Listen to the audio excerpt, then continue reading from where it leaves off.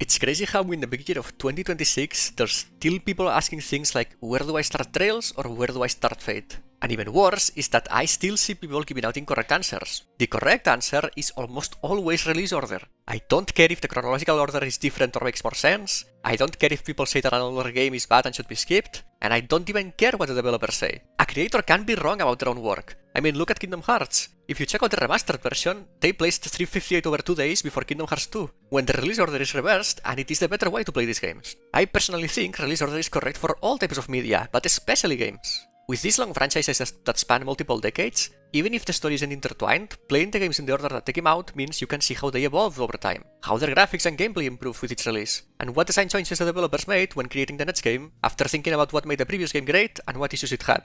I appreciated Mass Effect's 2 planet looting system because it was an upgrade from having to drive the stupid car from 1. Moving from Trails to Azure to Trails of Cold Steel and finally seeing 3D graphics was incredible. Even for games that are from completely different franchises, if they're made by the same developer, I'd still recommend release order if possible. I love Divinity 2, but going back to finish it after beating Baldur's Gate 3 was a bit of a struggle. The only time I wouldn't recommend release order is if you do not want to play old games at all, and if the franchise doesn't have a connected story, so something like Final Fantasy.